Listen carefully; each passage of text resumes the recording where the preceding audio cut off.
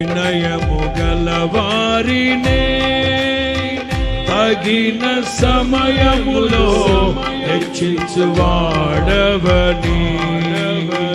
వినయము గలవారిని తగిన సమయములో హెచ్చించువాడవని.